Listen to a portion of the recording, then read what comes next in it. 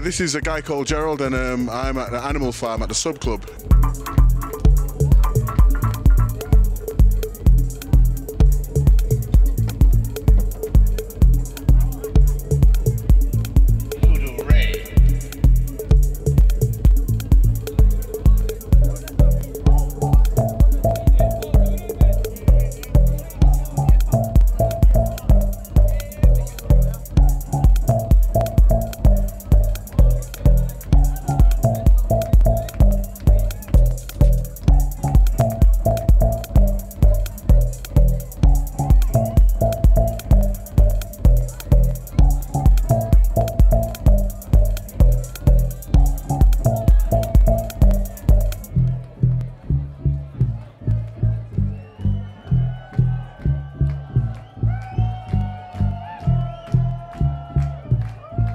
Voodoo Ray.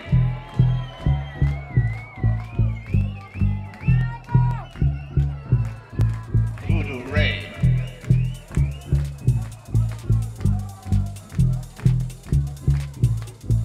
Voodoo Ray.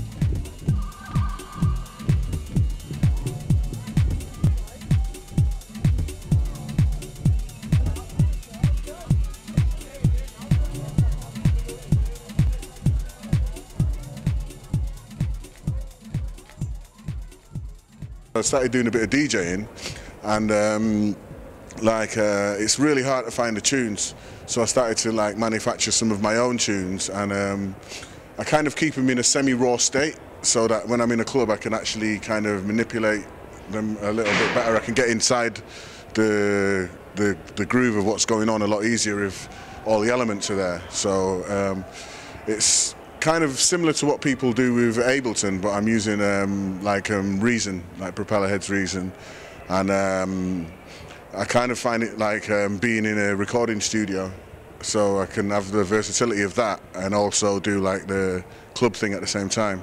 It was kind of like an uphill struggle at first, kind of learning how to kind of recreate old tracks and like do remixes and re-edits and things like that on the fly.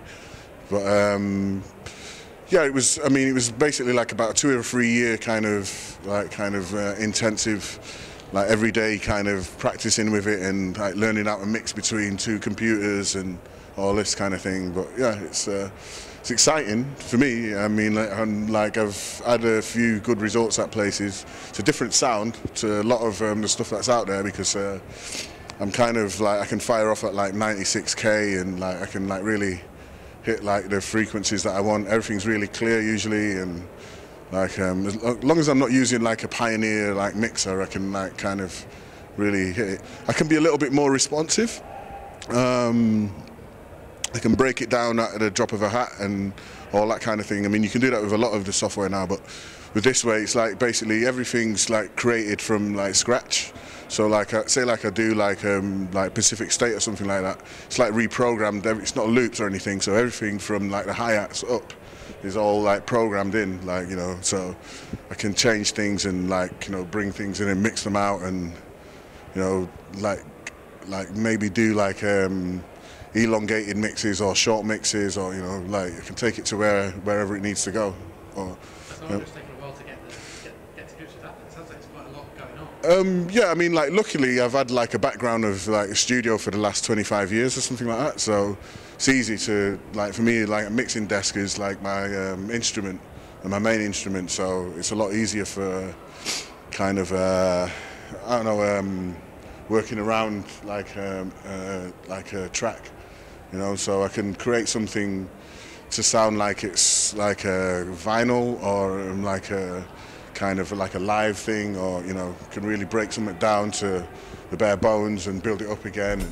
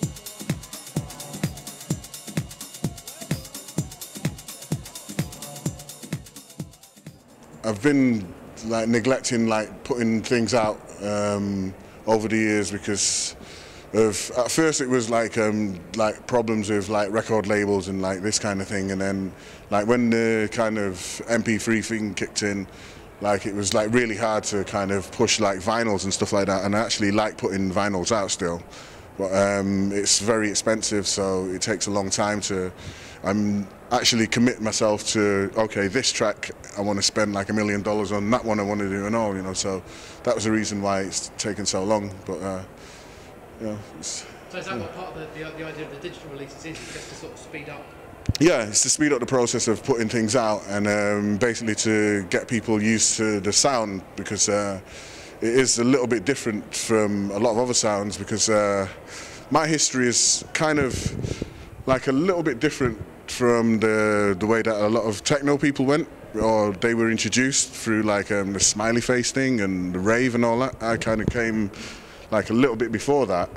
I was listening to like the Detroit stuff and the Chicago stuff back in the kind of like mid 80s, and like I had access to like a load of like this analog equipment back then, so I was kind of making my own stuff and going in my own little direction, my own sound.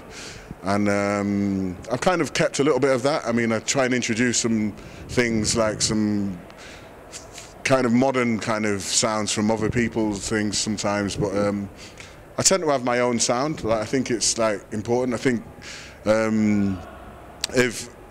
like what I actually envisaged like years and years ago was like, wow, you know, like in the future everyone's gonna have their own computer and have their own sound, you know, not just like let me do a re-edit of your tune because I really respect you, but like actually make their own music, you know. But unfortunately, there's not been so many people blessed with the skills of actually creating their own tunes, so they start with somebody else's and then they end with somebody else's, whereas I like to start with maybe some of my own and then introduce somebody else's things, or just try and do something totally new, you know, and it works. I mean, for me, I can pull like a 15-hour set together, you know, if I wanted to. But yeah, well, I never get that kind of time to play.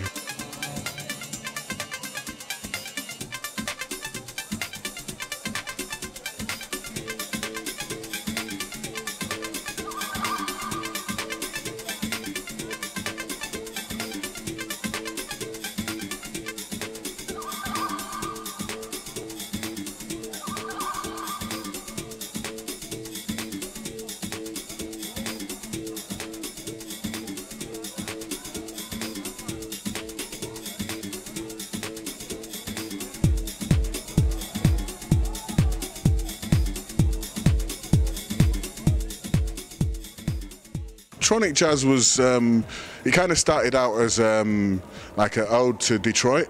You know, it started out, okay, well, like this was the sound I kind of started off, and this was what I was influenced by, but then the whole thing with like Detroit techno took a kind of harder turn and a bit more kind of, so if you say Detroit techno nowadays, it's more kind of like a pumping kind of like, but in the older days it was a bit more melodic and like more groovy. It was kind of the back end of like some disco stuff, but like heading into like more like the technology and stuff like that.